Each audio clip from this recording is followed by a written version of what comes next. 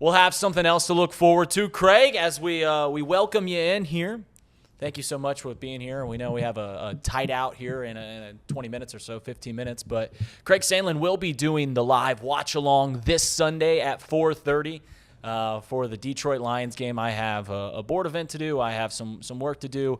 And to be honest, I don't know if my poor little heart could take another onslaught of this. Make sure his mic's on because I don't hear him laughing. Make sure that he's ready to go. But Craig, as we welcome you in here, this is the worst performances from what was supposed to be a competitive team, the Cincinnati Bengals, this last 2 weeks. Is there any cause at all to have that makes you believe this will be a competitive performance this Sunday against the Detroit Lions? I mean, I'm in similar boat with you. I don't know that there's a whole lot of hope. It sounds kind of crazy to say after the last two games that we've had to put this on who I'm about to put this on, but I honestly think if the Bengals want to have any hope of beating the Detroit Lions this weekend, they need the fans. And they need the jungle to be roaring, and they need to reinstill a little bit of confidence in this team who, quite frankly, should have no confidence after the last 2 weeks. But if they come home after just getting blown out by Denver and obviously blown out the week before against the Minnesota Vikings in a historic loss, then maybe that gives a little bit of juice. And if they can continue to be amped up throughout the game, create a little bit of havoc for Jared Goff and this Lions offense as they're trying to approach the line of scrimmage for each play, then maybe there's a little bit of hope to throw them off of their game and keep this one competitive. At least last I saw, the Vegas line is up to 10.5 now as a Lions favorite. So certainly not a whole lot of people out there that have a lot of confidence because if I remember correctly, it opened at 7.5. So not only did Vegas not have a lot of confidence coming into it, but the gambling public certainly is not showing a whole lot of faith in this either. So it's kind of crazy to ask the fans to be excited about this game, but this is kind of your last dance here. And if you want to have an opportunity to try and salvage something of this season, it starts right now with the Detroit Lions, because with this Bengals schedule, if you can't get this one, it just continues to fall off a cliff for you. And it's going to be really tough to try and get back on pace, because you've got a game at Green Bay next week, and then you host the Steelers after that. And we all know that Pittsburgh fans are going to be invading Paycor Stadium with their terrible towels. So got to get this one, because the next two are going to be equally tough.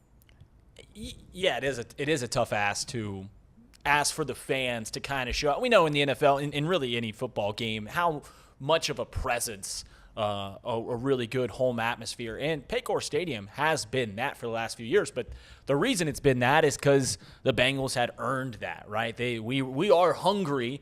What's the fight song go? Lean and hungry. We are hungry to give that to the Bengals, but they've got to earn it. Also says we're an offensive brute. Reed. Yeah, that's true. And run pass or boot ain't happening. A lot of boots. It's just coming from Ryan Rico. That's right.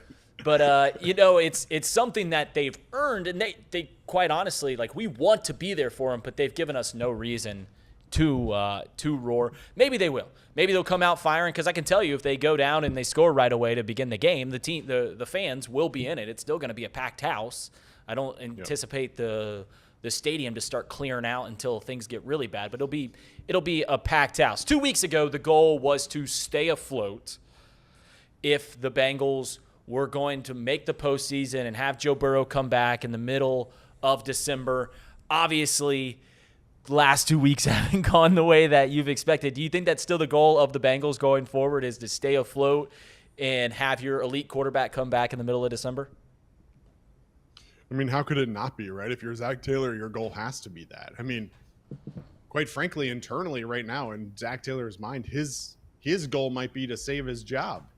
And I don't know when that narrative starts to turn public, but how many times have we heard coaches and managers, basically, let's fight for each other. Those people that are out there fighting for a job, that you're putting tape out there for your future employers, if not here in Cincinnati. So, at some point you've got to look internally and try and figure out how do you get that drive. But there were reports out there that Joe's toe was worse than has been reported, and that 3 months is an optimistic timeline. And if we see him back at all this year, it would be a miracle. I'm at this point where, like, I'd just love the season to even be to a point where it's worth arguing whether or not Joe Burrow should come back for the end of the season or not. Because right now, the way things are going, I don't care how healthy Joe is. If he's ready to come back in December and January, I don't want him. I just want him to stay out, get healthy, and I'll see you in 2026, Joe. Well, I can tell you that if they're not competing, he won't come back. And even, we all knew as Bengals fans that when we kept putting that middle of December timeline, that was just based off the bare minimum, right? They said that's from the get-go. They said a minimum of 3 months, which puts you right at the middle of December. And the only reason that we've clung to that as Bengals fans is because it was the only hope that we had. It was the only way to be like, all right, well, maybe we can hang around and then Joe will be ready for the postseason. We all knew deep down that that wasn't a likely outcome. And here we are, and it's looking less and less likely as we go on. All right. So, well, let's not forget, Reed, and this is the tough part, right? So you look back at Jake Browning in 2023, and he went 4-3 with this team. Well, obviously the upcoming stretch is difficult, and the reason it's important is because it can easily derail your entire season. But you've got the Jets coming up after that, a team that's not very good. You've got the Bears coming up after that. You still get to play the Patriots. You still get the Dolphins. You still get the Cardinals. You still get the Browns. So there are winnable games on this schedule still, and the question is going to be, well, can you even be within striking range when Joe Burrow is ready to come back? And as crazy as it may sound to say this, like, these aren't the games you're expected to win, but these are the games that you need to find a way to steal one of them in order to be in a position later on in the season to maybe have some hope.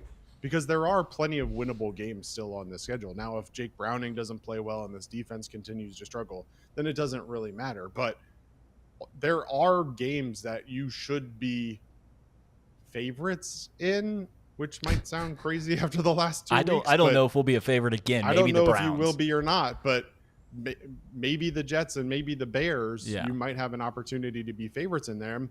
And if you can get those wins, then you're probably favorites against the Patriots, which is at home. So am I crazy to think that there's still a chance that Jake Browning could have this team at or near 500 for the last 3 or 4 weeks if Joe does get healthy to come back?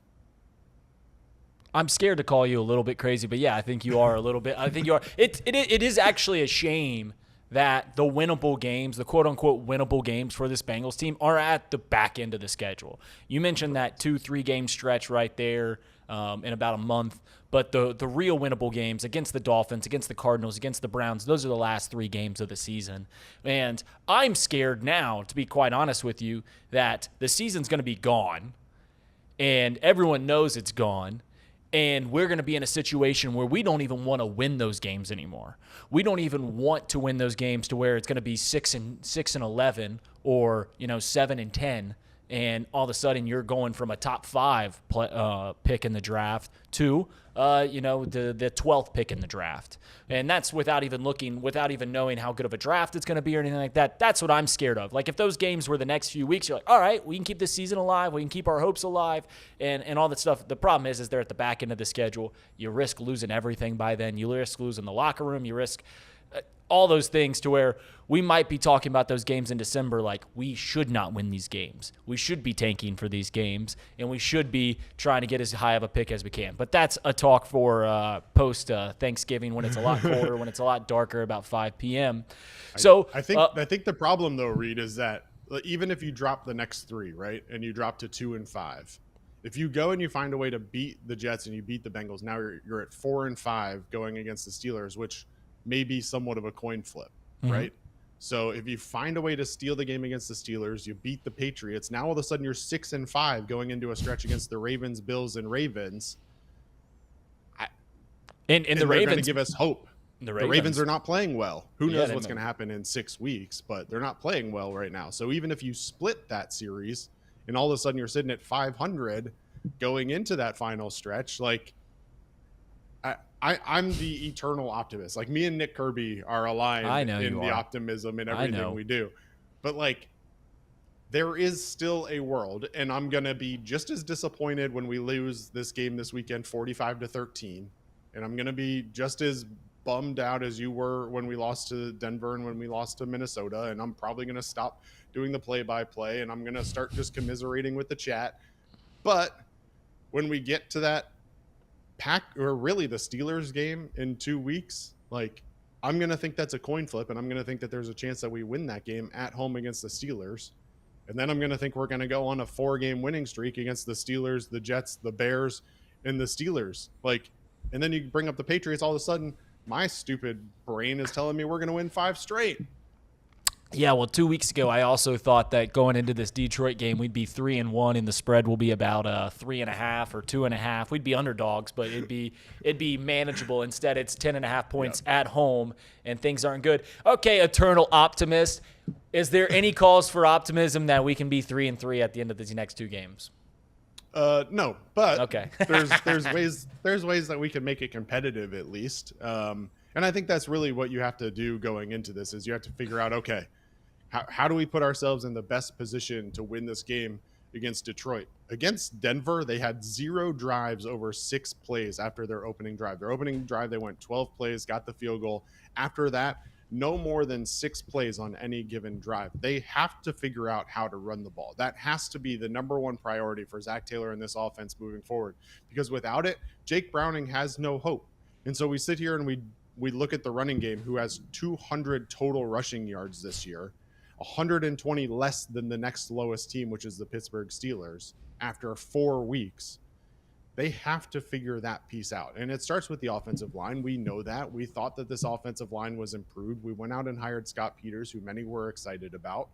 But this running game has not come to fruition, and they have to figure that piece out if they want to have any hope, because Jared Goff in this offense and Dan Campbell as a head coach, they will not be afraid to put that pedal to the metal and just drive down the field every single time. And it doesn't matter if they're up by 3 or up by 30. They're willing to go for it on 4th down. They're willing to score touchdowns against you still. And this game could very easily get away from the Bengals very quickly if they don't control the football in the time of possession, which, oh, by the way, Denver had the ball for 38 minutes compared to the Bengals 22 on Monday night. Jake Browning's great as our starting quarterback is. D, but I don't know. The problem is I don't know how much of it is his fault. And you watch the tape against Denver and you start to think, all right, this is Jake's fault, because he missed so many open receivers on Monday night. And part of it is how much is the offensive line struggle playing into that, where he just wants to get the ball away as quickly as possible and he's not allowing these routes to develop.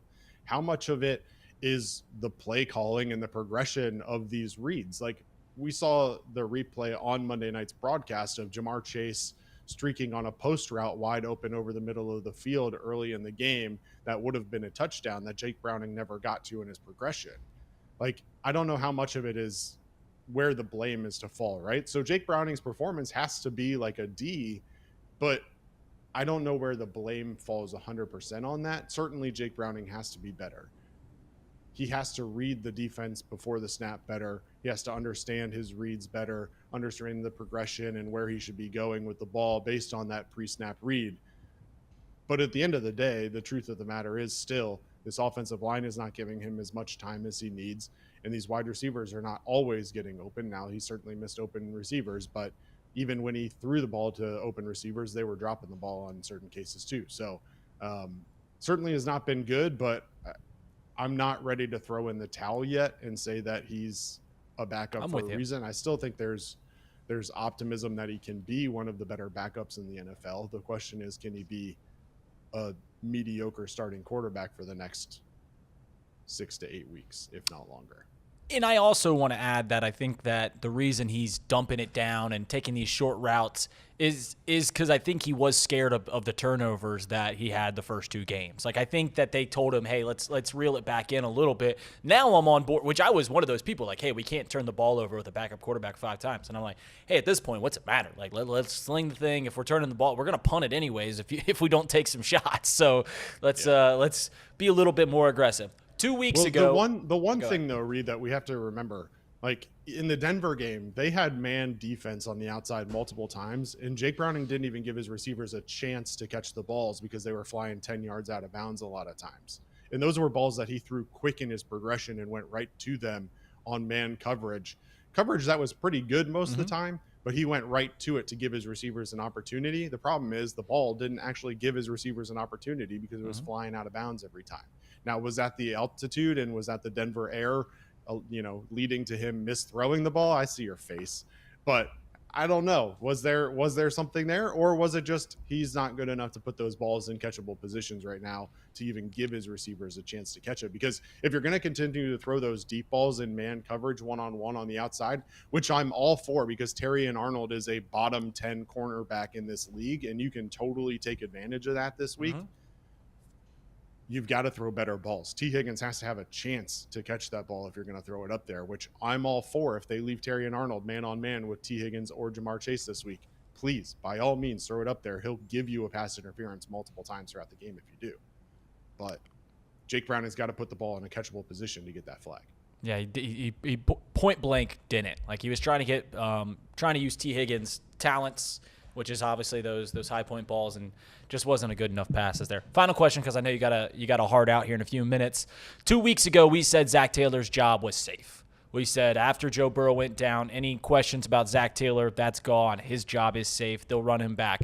Obviously, I think that the last 2 weeks have changed the temperature in the room. How warm is Zach Taylor's seat, in your opinion? I think it's warm. I don't know that this ownership group is really ready to make a move, and I don't know that they have the guts to do it in a year that he doesn't have Joe Burrow at his disposal.